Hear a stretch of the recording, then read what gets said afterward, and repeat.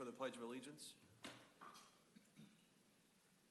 I pledge allegiance to the flag of the United States of America and to the republic for which it stands, one nation, under God, indivisible, with liberty and justice for all.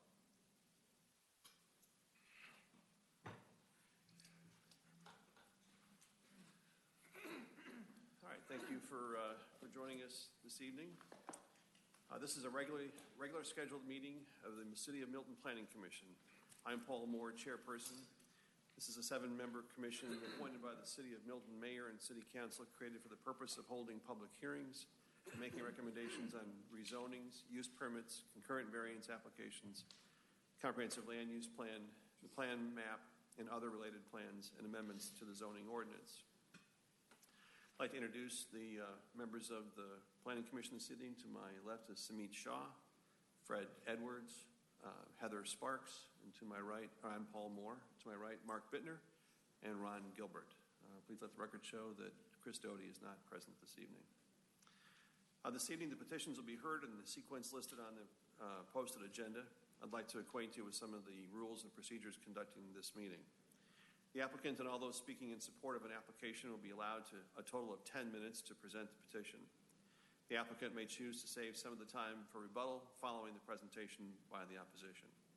The opposition will be allowed a total of 10 minutes to present its position. If time remains, the opposition will be allowed to rebut.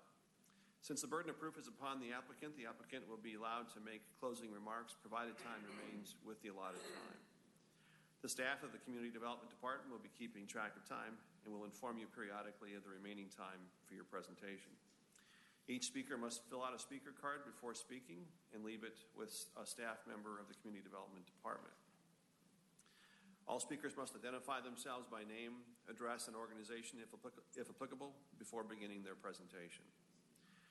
When an opponent of a rezoning action has made within 2 years immediately preceding the filing of the rezoning action being opposed, campaign contributions aggregating $250 or more to a local government official of the local government which will consider the application, it should be the duty of the opponent to file a disclosure with the governing authority of the respective local government at least 5 days prior to the Planning Commission meeting. A violation of the relevant state statute constitutes a misdemeanor. Therefore, if you have contributed $250 or more to a council member and you have not filed a disclosure prior to the Planning Commission meeting, the city attorney strongly suggests that you have someone else speak on your point of view.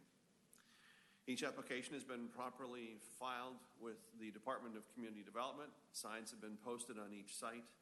The matter has been advertised and the notices have been mailed to property owners affected by this zoning as required by the Milton Zoning Ordinance.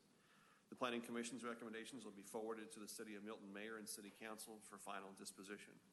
The Mayor and City Council hearing will be held approximately 3.5 weeks from this hearing on the third Monday of each month at 6 p.m. in these council chambers. The Community Development Department has reviewed each application in conjunction with various agencies and departments, both internal and external to the city.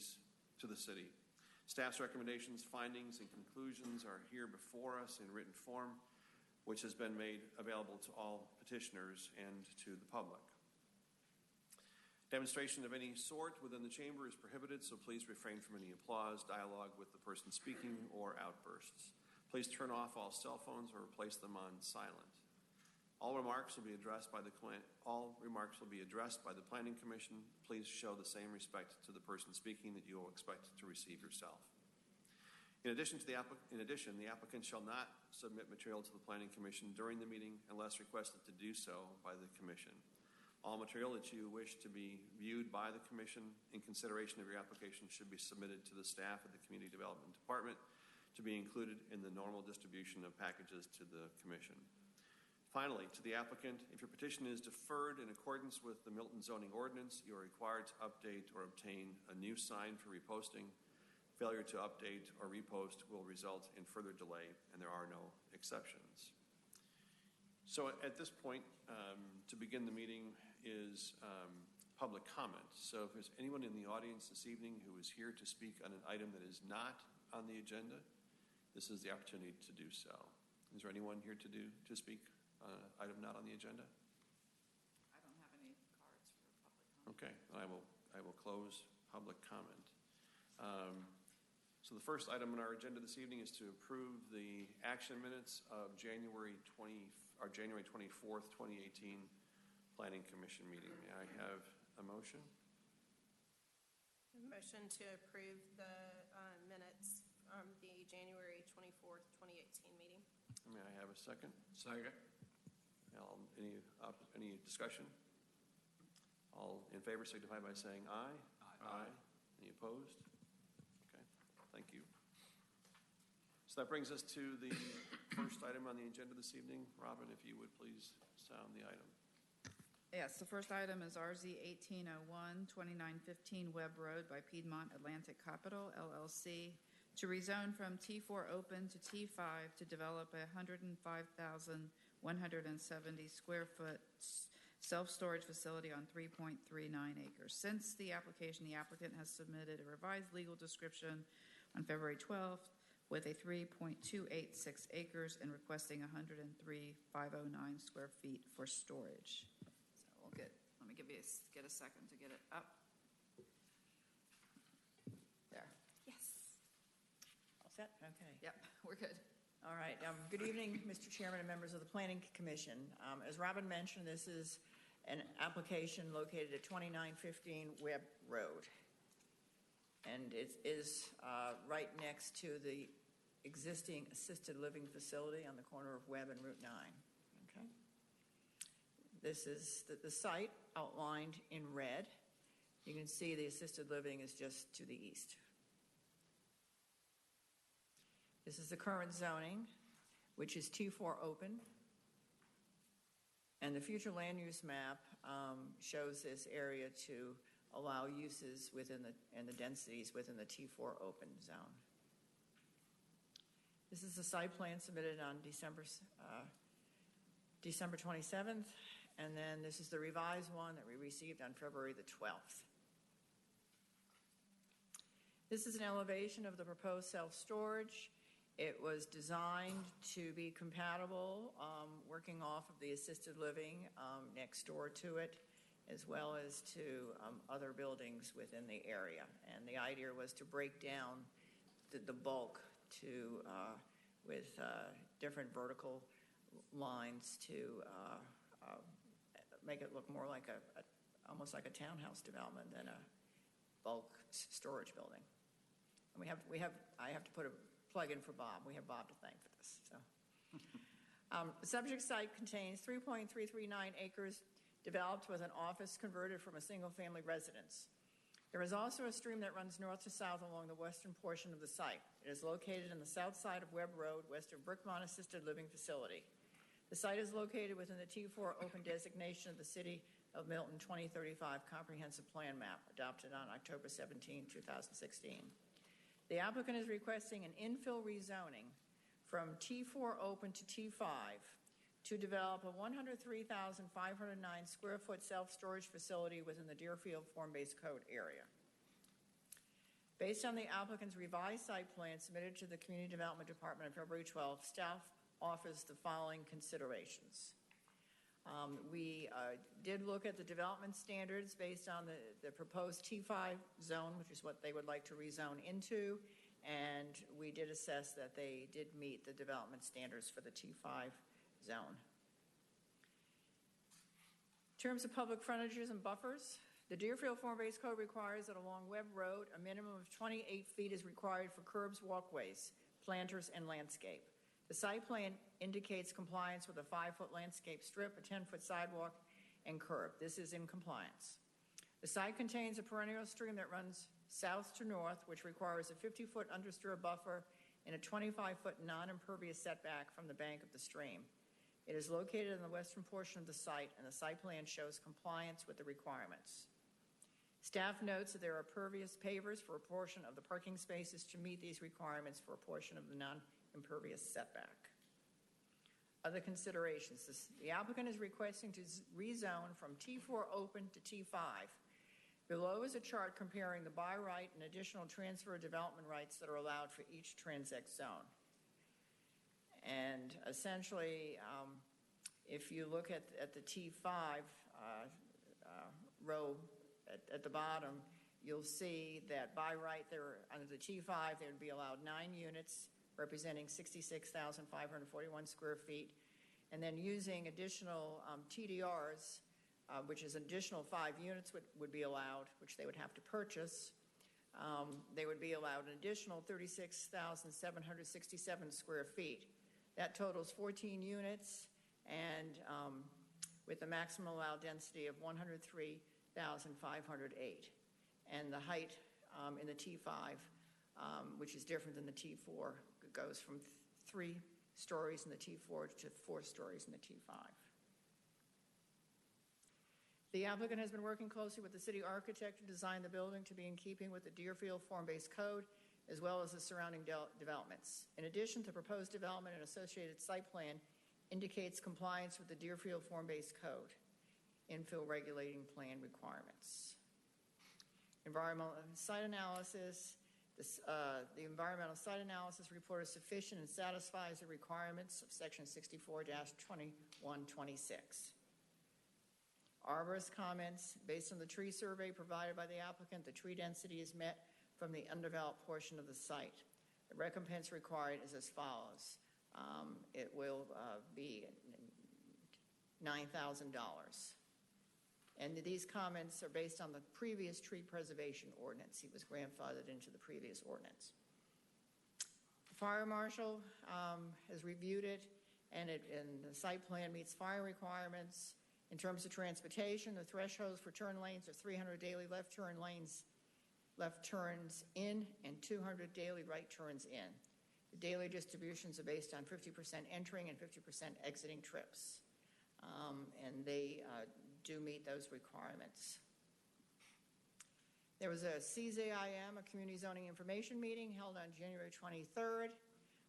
The applicant's representative was present. There were approximately 4 people in attendance. They were concerned about the density of the development and impact on nearby residential subdivisions. The applicant explained the proposed use as well as provided some sketches of the proposed architecture that had been reviewed by the city. The attendees seemed to be satisfied by the information and were not opposed to the development.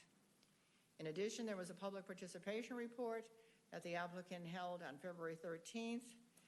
The applicant and his attorney was present. There was 1 person in attendance, and the issues discussed were traffic, light pollution, architecture, and land use.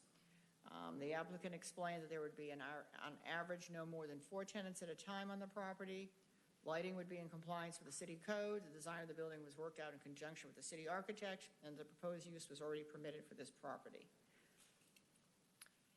There was a design review board meeting held on February 6th with the following comments: that they felt that the building design was fine. They wanted the applicant to be mindful of the signage requirements and felt that the height was in character with the adjacent buildings. And in terms of standards of review, which we do go through, the first one is whether or not the proposal will permit a use that is suitable in view of the use and development of adjacent and nearby property. And it's staff's opinion that the proposed self-storage facility is suitable based on the adjacent T5 transect zones located directly to the east and south, which front Highway 9. The stream and its required understory buffers provide a large green space between the use and the T4 open to the west that is developed with a single-family residence. And in addition, the Brookmont Assisted Living adjacent to the east is within the T5 transect zone and also was required to purchase TDRs to complete their project as well. And this map does show the adjacent uses, and there is a chart delineating what those uses are in your packet. The second standard review is whether the zoning proposal will adversely affect the existing use or usability of adjacent or nearby property. In the staff's opinion, the proposed development will not adversely affect the existing use or usability of adjacent or nearby properties if the proposed building is designed to be in keeping with nearby developments such as the Brookmont Assisted Living. 3, whether the property to be affected by the proposal has a reasonable economic use as currently zoned, and the subject property may have a reasonable use currently zoned T4 open. 4, whether the proposal will result in a use which will or could cause an excessive or burdensome use of existing streets, transportation facilities, utilities, or schools.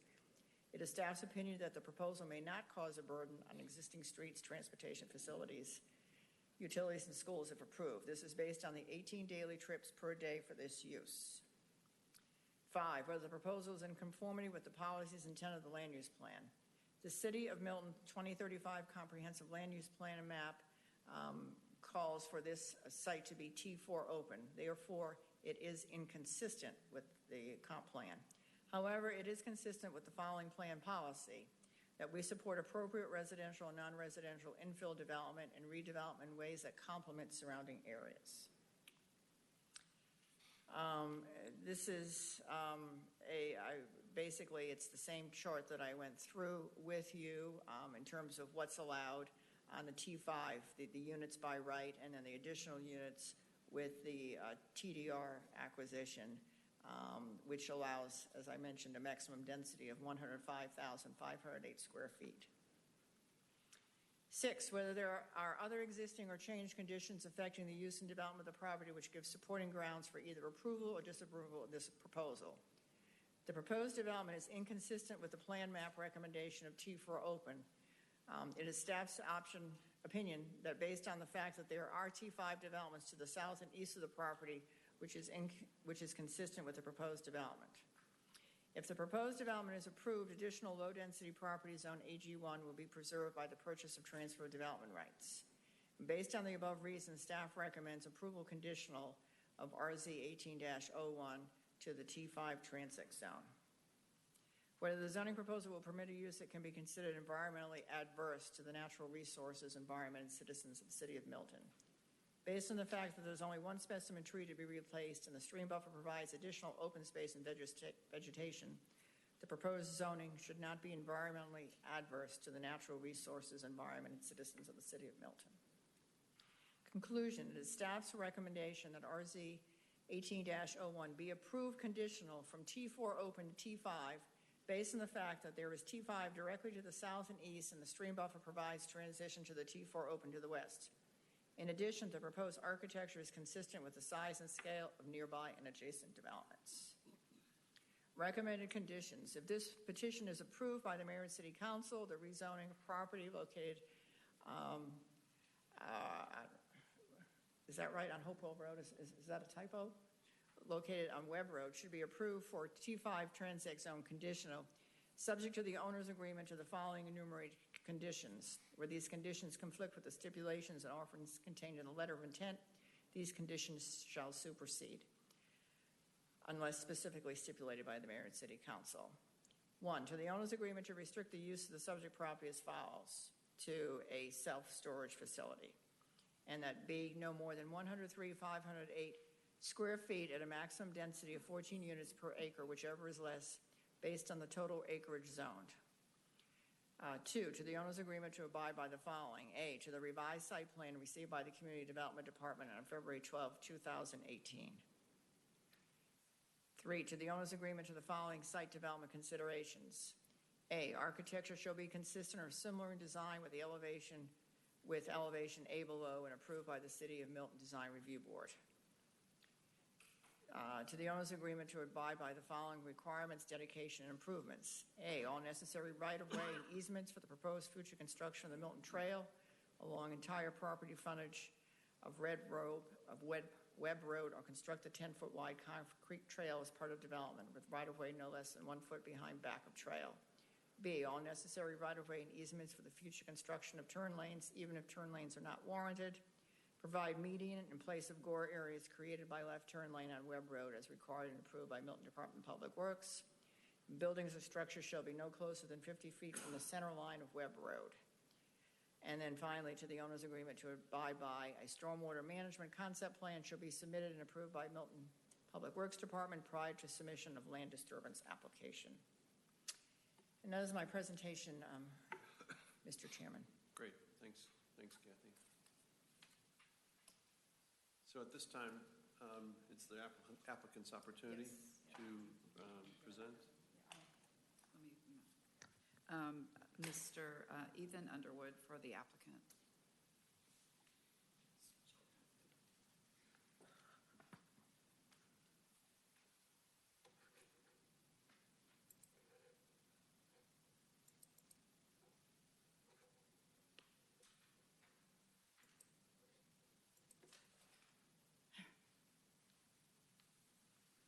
Thank you. Mr. Chairman, members of the Planning Commission, my name is Ethan Underwood. I'm an attorney with the firm of Miles Hansford and Talent, and our address is 202 Triple Gap Road, Suite 200 in Cumming, Georgia, 30040. Staff did a very good job of summarizing our application. As we said, we're asking to go from a T4 open to a T5 zoning. This is as you can see, the existing zoning plan. A little history on this site, though. This site plan was submitted in 2007. We understand that the city, the very new city at the time, approved it early 2008. But this corner was actually shown and zoned a 110,000 square foot storage facility. Now, this is prior to the Deerfield Form-Based Code, so obviously that's changed. But we would put forward to you that that was probably why the Form-Based Code permitted this use on the site. Now, that has been modified. There's been a lot of changes, obviously, to the area, a good bit of development, but this tract has remained undeveloped. As stated, the T4 open zoning does allow a storage facility. We are asking to be able to increase that slightly, candidly, so that we can get some additional square footage inside the building. This shows the site plan. We do have a stream as stated to the west of us. We are not encroaching upon that. We are taking care of a very small area. You can see the finger on the upper west side of the property that gets into a portion of the driveway. We're going to be using pervious pavers there so that we don't have a problem with the impervious setback. So no variances are requested. And as stated, this is the building. You may notice that what staff displayed actually showed a blue version of the siding. This was a red version. We've submitted a couple. We're comfortable working with Design Review Board. They may come back and say we want a green or we want something that's more natural colors. But this was a design that Mr. Craig Harper, who's here with me with Piedmont Atlantic Capital, worked very diligently with the city architect to soften the original design and as stated, make this look like a townhouse development. Now, what we wanted to also be aware of, and our understanding is Table 6 of the Deerfield Form-Based Code says that T4 open actually allows a fourth story. T4 is 3-story, T4 open is 4 stories. So what we would put forward to you is that this building, as you see it, could be built exactly this size and dimensions under the current zoning. The problem that we ran into is the internal square footage. So if this zoning is approved, then it allows a more functional, feasible development for Piedmont Atlantic Capital. From the outside, you can't tell the difference at all. It also would provide that extra square footage internal to the building, provides additional tax revenue because that's more leasable space, and it also provides a market effect. You don't want to oversaturate the market with storage facilities, so the more square footage you can put on this site that the Deerfield Code already says that that's the appropriate use, the more you push it further out in the marketplace. So we feel that this zoning makes sense. It is next door to T5. What we would also put forward to you is that the square footage in the Deerfield Code is really contemplating any type of a use. So when you're dealing with the maximum density units, that could be retail, that could be office, that could be storage. Well, a storage facility, we're anticipating 18 car trips a day. Very low traffic generator. However, the code doesn't distinguish. If it were a retail site with restaurants, you'd have a lot more parking required. You'd have a lot more traffic generated. So what we would submit to you is that the T5 zoning is appropriate for this use. It might not be for retail, and I think that's why staff suggested that this be a use-specific zoning and put that condition in there. So it does join T5 zonings. It is in character, and we feel that we are presenting a building that's in keeping with the architectural standards and the high quality that's expected in Milton. With that, we'll reserve the remainder of our time, and as I said, Mr. Craig Harper's here. We're happy to answer any questions that you have. Thank you. Thank you. Robin, is there anyone from the community? I do have one comment, but I know some other people have come in, so if you would like to speak on this, would you please bring a card to me? But the next speaker would be in opposition is Tim Becker.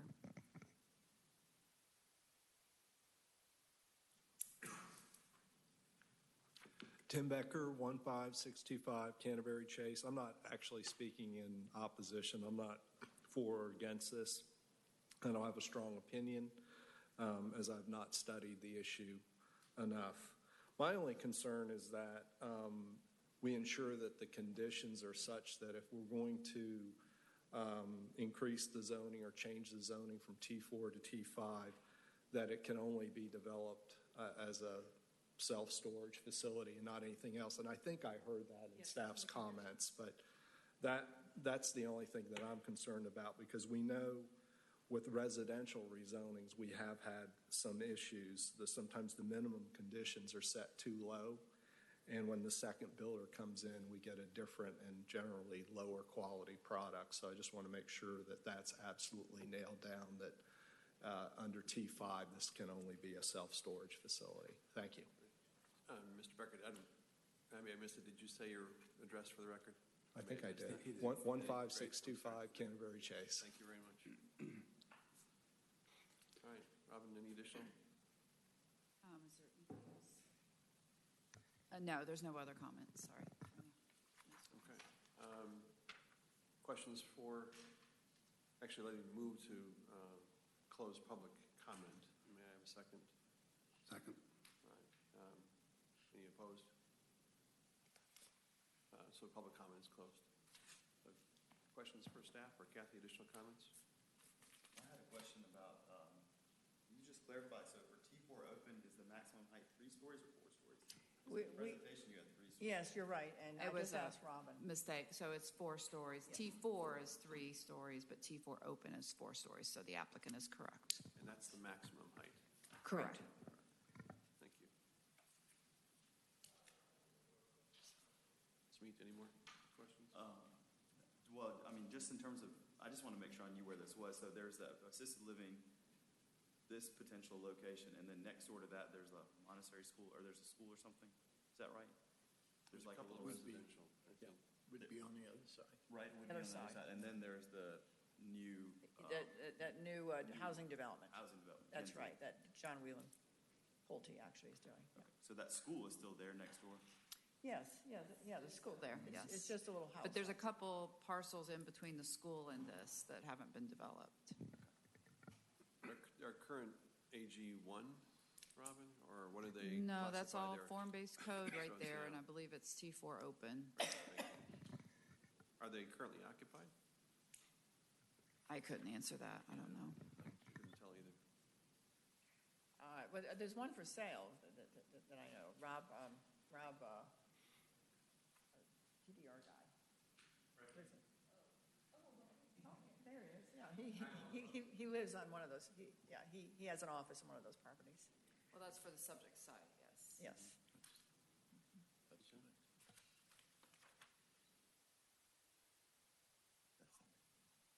Yeah, next to the assisted living. Yeah. Kathy, just to confirm Mr. Becker's question, if for whatever reason the subject building that we're discussing is not built, would this, and the property was sold, would this property revert to T4 open?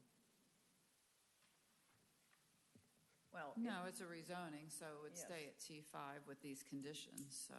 yes, and if he wanted to change the conditions, he'd have to come back through this process. The new owner would. Yes, he would have to change the conditions of zoning. Thank you. So, I got a question. So as is right now for T4 open, if somebody wanted to build a self-storage facility, they could. It's just like Mr. Underwood said, T5, though, is to allow them to have more square footage. That is correct. And then the chart, I think it was, I don't have it in front of me, but it was something like, by right in a T4 open, you've got 66,000 square feet approximately. But they're interested in putting more square footage within that building through a mezzanine and other ways of achieving that. So they would like to put in that building 106,000 square feet. So it's additional density that they're looking for. And so that's why they're requiring or asking for the rezoning from the T4 open to the T5 in order to allow them to do that.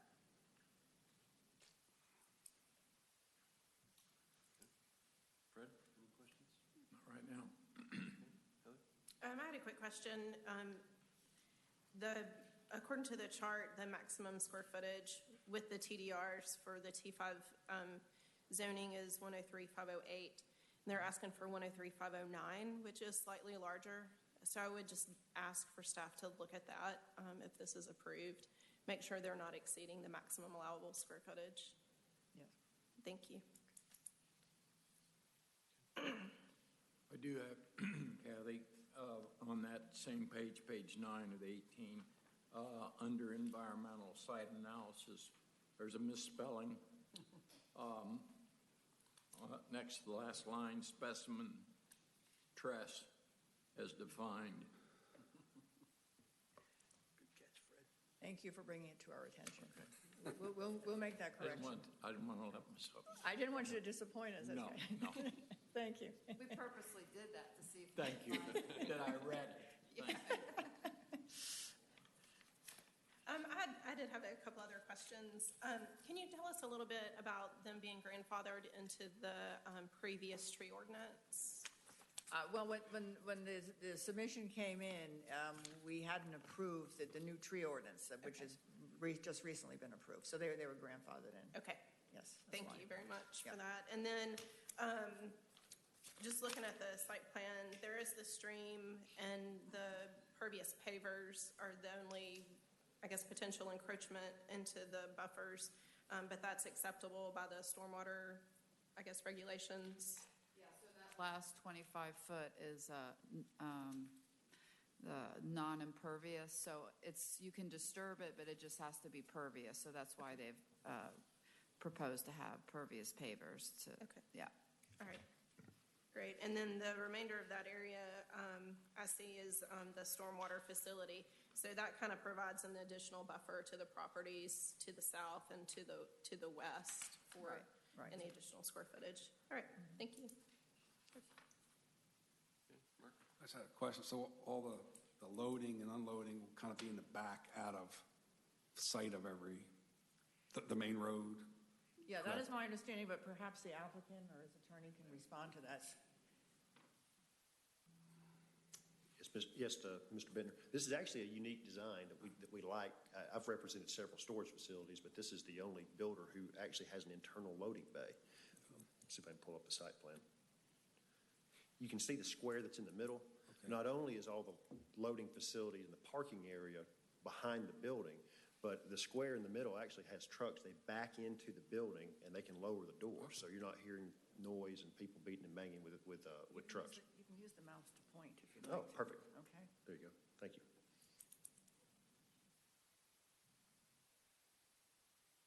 So the footprint that we're looking at on the site map and the depiction that was shown with the change in the color, the red. Yes, sir. Are those two different footprints? No, sir. The building plans that were submitted on February the 12th match the site plan that was submitted on February 12th as well. Okay, so when I look at the picture of it, it looks like, I've lost my place.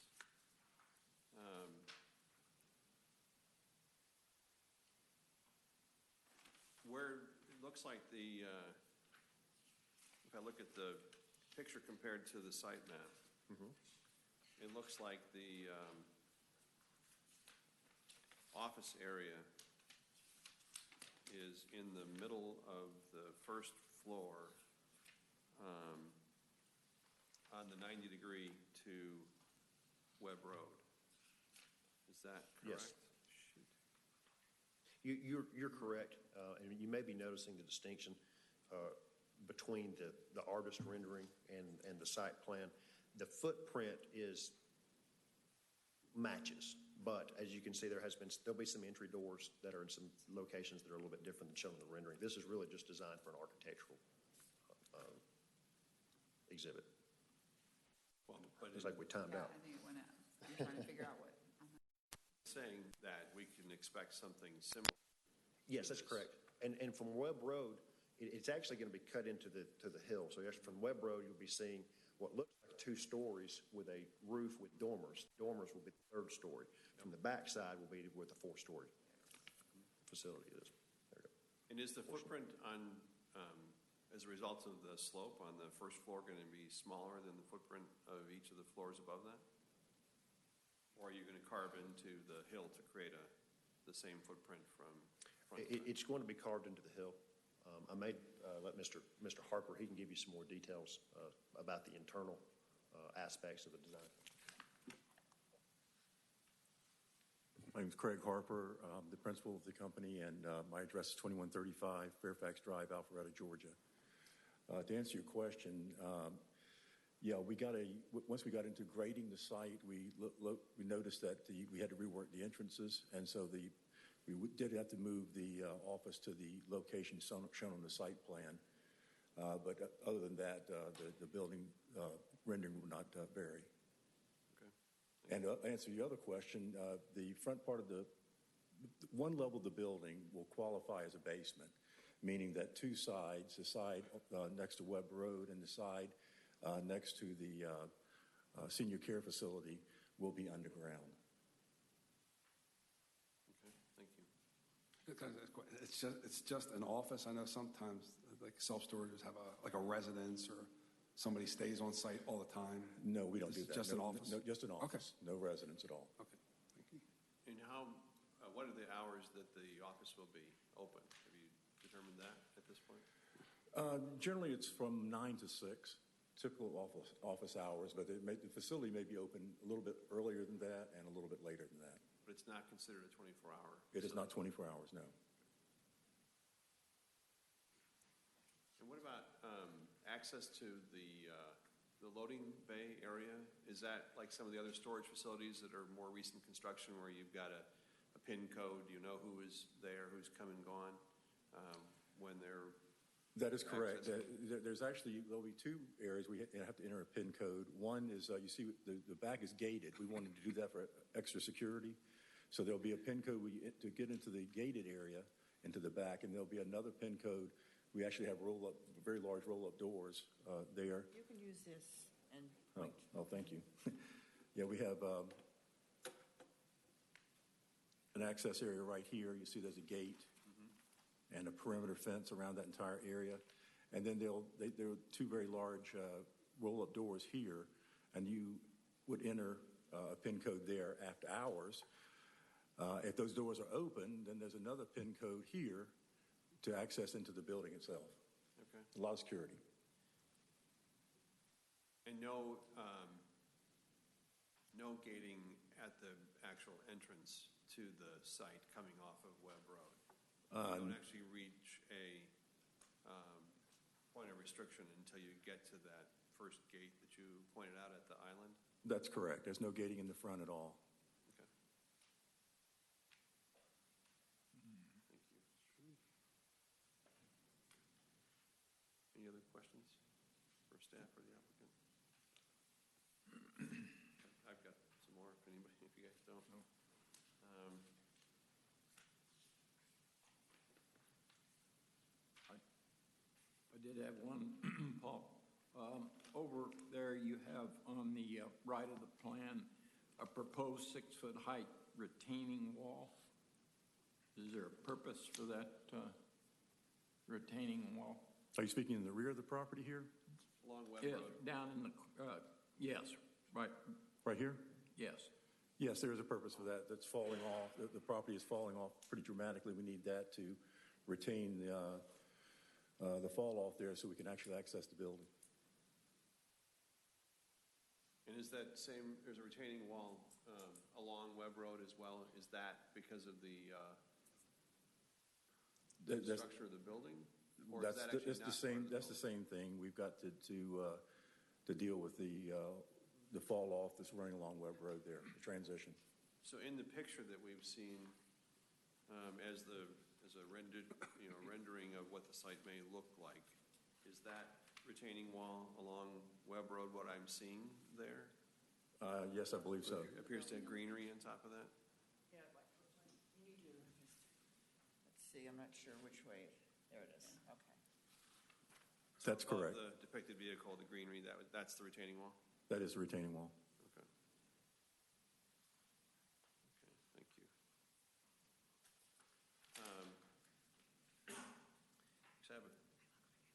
a couple questions for staff. Kathy or Robin, can you remind me how many TDRs are required for this to work? Was it? So we have Michelle here. Ah. She came special to speak to it. Yes, sure. Yeah. Why don't you talk about the TDRs? Okay, so under the request for the T5 and to get to the 103,508 square footage, they would need to buy 4.1075 TDR to complete this development. Okay. And, which is wonderful that we're moving toward a more active TDR program. That was, what our hope was for the last several years. When we are doing those, at what point does it become public knowledge where the sending or receiving areas are? Yeah, well, the sending sites are already done. Let me get my folder.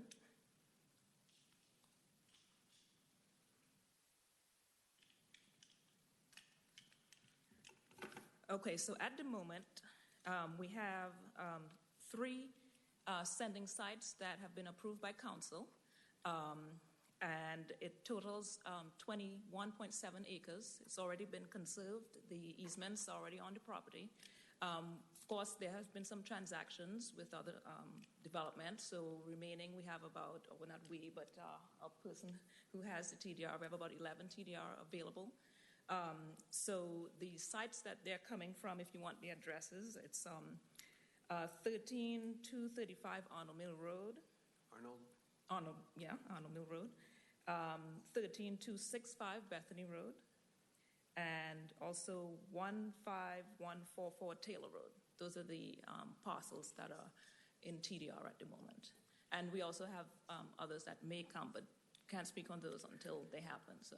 And those sites right now are holding some commercial or more intense classification today? No, these sites are AG1 that I just read off. Okay. Those are sending sites, TDR conservation areas. Yeah. Okay. So the TDRs that these folks need may come from the existing or somewhere else, but if they want to progress with their development pretty soon, they'll probably use one of the existing TDRs. Great, thank you. My next question is, I think, also for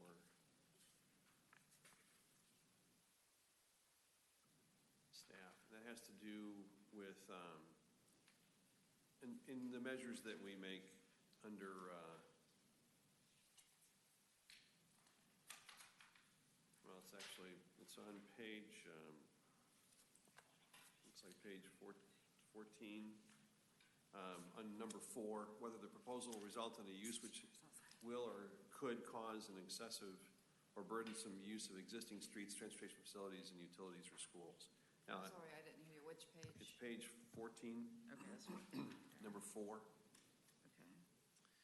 And I know when we make that assessment, we're talking about whether this particular development will generate a use of those utilities or services or our infrastructure. But I don't know that we assess this particular location is at a growing transportation through area. That Webb Road, with the development that's there and more that's likely to come, and with things that we know are being developed around it, even though we're talking about this being, I think it was 18 site visits a day. The reason I'm asking about that is, as it relates to whether or not it's time to hold them responsible, the development responsible for turn lanes. I know that we're not holding them responsible to that right now, and yet their trips won't necessarily generate that. But with the total volume that's coming there, are we asking for a burden without really knowing it yet? Even though that's only 18 trips from them, those 18 trips are right smack in the middle of what are going to be a high-volume transition area. Is it appropriate to consider asking them as one of the conditions at this point to put the turn lanes in? Or are we bound to those thresholds where it has to trip the threshold of above a certain number of trips to require it? There's not a turn.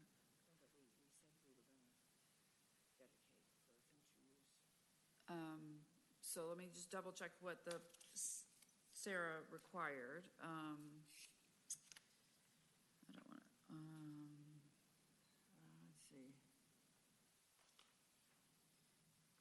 yeah, so you're correct. There's no turn lane. We wanted to, there's a gore between some other existing turn lanes that we want to be landscaped that's similar to further to the west to help slow down traffic. But I believe, and maybe Kathy can speak more educated about it, but we can only keep them responsible for what they are producing. And then also, we will be collecting the, what is it, the money for The impact the fees. impact fees, which help improve different services that includes transportation, fire, police, parks. So they can't have the burden of what other uses are producing. So that would be against the law to force them to do something that they're not producing. So, but the impact fees can The impact eventually fees- offset some of those costs. When we as a city recognize that there's a traffic burden there, whether it's produced by them or just the total volume of the area, at that point, we've got those dollars in reserve to use to do the improvements ourselves as a city. Yes, that's right. And it does also say, though, as one of the conditions, that all necessary right-of-way and easements for the future construction of turn lanes, even if turn lanes are not warranted at this time. And then we are asking him to put in landscape medians down the middle, like we did with the housing development further down. And those can always be converted back to a turn lane in the future. But we really felt that because there's such a minimum need, that we would rather have the developer put in some landscape medians at this point. So we always have that option in the future. But based on this land use that's going in, which is really a very low use from a transportation perspective, we felt that the best route to go would be to put the landscape medians in at this time. And that's where I want to go next, Kathy, is on the site plan. Of course, they're not required to depict that unless I'm just not seeing it. Are those landscape Go ahead, islands Robin. depicted? I see the Gore area. So basically, it's, as you see in the conditions, it's called a conceptual site plan. And so we have these conditions, and once the LDP comes in, we make sure that all these conditions are implemented as well as other development regulations. So it doesn't have to match exactly. They'll be put to that requirement. Okay. And so do you have a conceptual vision in your mind as to what that will look like? Is that, going to start closer to Webb Road and have a break at approximately where their entrance would be and then continue on the other side further in the Gore as you're going? What would it be, west, I guess? That will all be worked out with our transportation planner and with our city architect. We really are trying to make that road less of a throughway look to it and more of a road that slows the traffic down, but by the use of these landscape medians. So are you envisioning something like in Main Street, Alpharetta? I think it's going to be probably more matching to what's on the western part of Webb in front of Kinsley. So I think we want to be,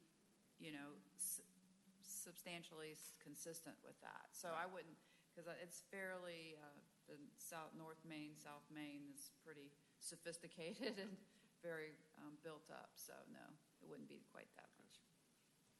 All right, thank you. Let me come back to that.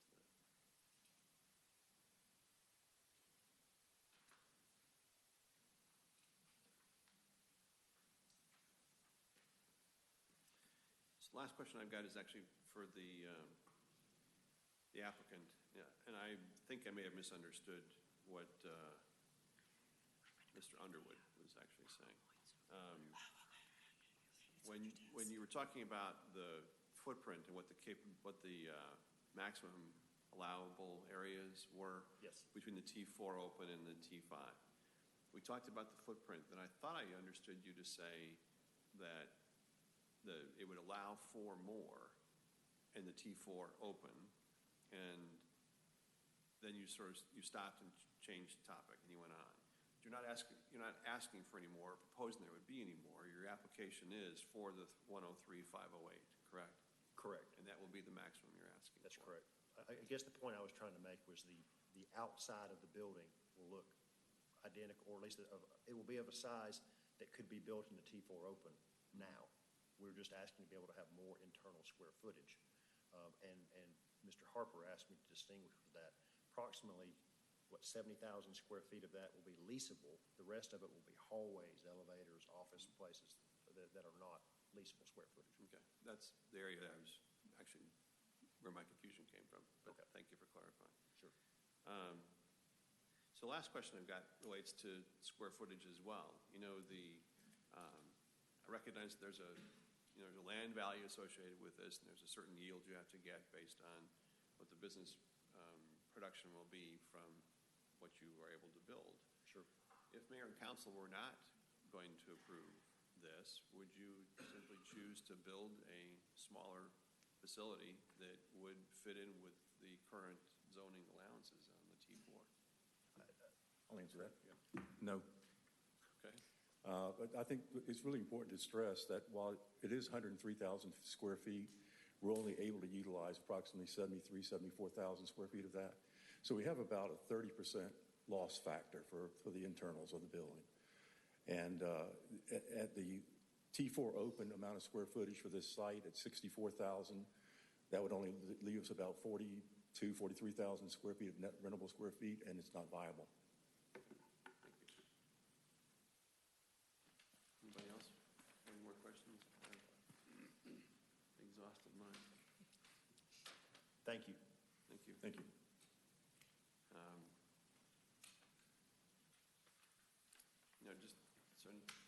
Just discussion, I guess, at this point. A couple key points. I think that as we're looking at this with the requirements that staff is putting forward, it's a good list of conditions that if we are going to move forward with the opportunity for this development to take place, I think that it's going to be important that there's a strict adherence to those. Oh, I'm sorry, I do have it. So I just make the point that the conditions do need to make sure are listed as a part of the motion. This is actually another question for staff, or two questions for staff. It references in your consideration the Milton Trail Plan, and can you tell me where that would be on this site? Where is the trail plan likely to be? Is that the consideration for like the Webb Road connectivity, or is that actually more is there a point internal to the site that needs to be considered for the trail plan?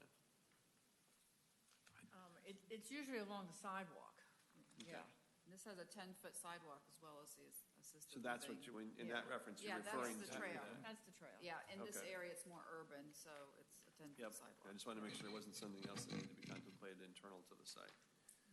And then the last one, I know that it's harder to see it and understand it, but I want to make sure that what I'm seeing is actually what I think we're going to get at the end of the day. If I'm looking at the Webb Road depiction on the site map, where the primary entrance would be, I see the turn lanes, or not turn lanes, I see the streetscape, I see the entrance, I see the setbacks required, but am I also seeing then right along the edge of the building, or right along the edge of where the retaining wall would be within 6-8 feet of that? Is that the fencing that I am seeing depicted with the small squares and the connecting dots, or is that a different line of Right here. that you're using to denote something else? Because the floorboard fencing is required, correct? along Webb Road? That's a question I did have. Let me double check. I mean, typically it is required, so that, I don't know if that was, what that was depicting was. I don't think there's any fencing Okay. depicted along the front at all.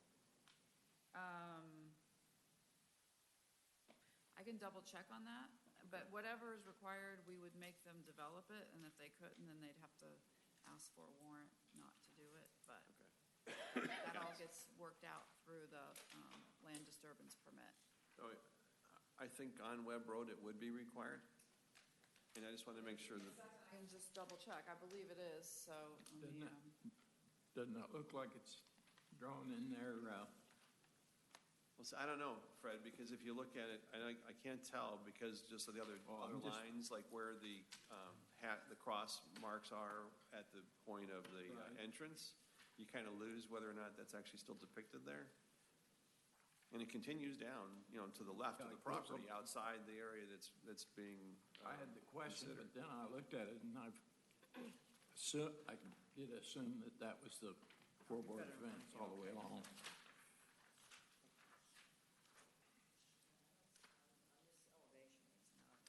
But it is not in the conditions. Well, it wouldn't. I have mean, to it be wouldn't have to if it's be if required, it's required. but I True.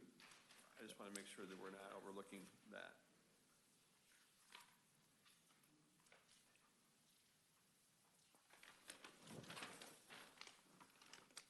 And if not, I think it's not, it's not in the rendering either. Right, and it may be just a design issue, and you've got the wall here, and I mean, we'd have to work out if the fence and the wall and, would all fit in there and what was appropriate or not. So I would really like to work with the city architect, because I do have the ability to waive that requirement if it doesn't work, and from an architectural point of view, if it's overkill. I mean, we may be into overkill here. I agree. You know what I mean? Yep. Or it may very well be that it's not appropriate where the retaining wall is, but it might be Right. appropriate further down, but still on the property. That's what I'm thinking, Yeah. yeah. Right. Okay. So I would just ask that if we are making a motion Yeah. in the affirmative, that we ask for that consideration of the four-board fence and the conditions as appropriate. Any other questions? Entertain a motion? Is it? It's not required. Oh, okay. The motion usually doesn't come from the chair. I got it. I move, but we accept RZ 18-01 for approval with conditions to include the four-board fence. Is so there a second? if you end up recommending a four-board fence and they can't do it, then that means they have to come back for a zoning modification to the city council. So if Fred continues with his motion, or amends his motion to Oh. include with the Or as consideration of approved by, staff. city architect or whatever. I'll amend that. Okay. Great, thanks. And I'll second it. Okay, any further discussion? I just want to make sure you're including all the recommendations. The other Yes, conditions. approved. Yep. Approval condition. Yeah, so it's all of staff's recommendations plus the consideration of the floor board fence with staff's ability to amend accordingly. Okay, hearing no further discussion, all those in favor signify by saying aye. Aye. Opposed? Excuse me, Chairman, who made the second? I didn't hear it. It was Okay. Ron. Thank you. All right, thank you. Okay.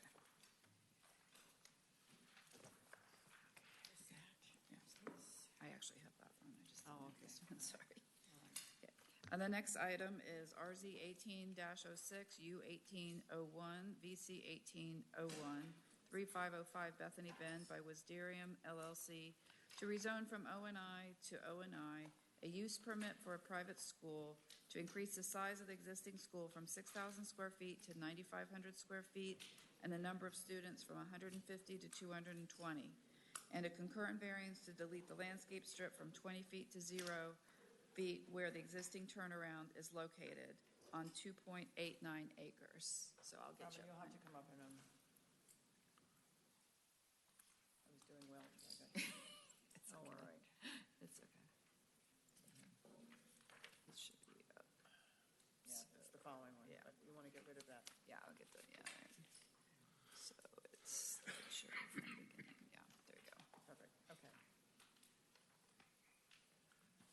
Is this the right one? Wait a minute. I'll switch it.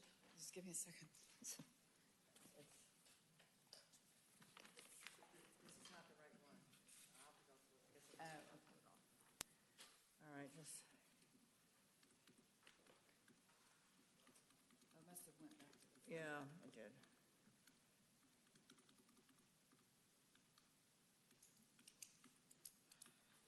Okay.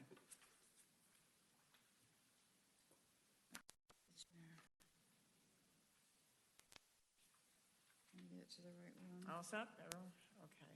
Oh, I went too fast, sorry.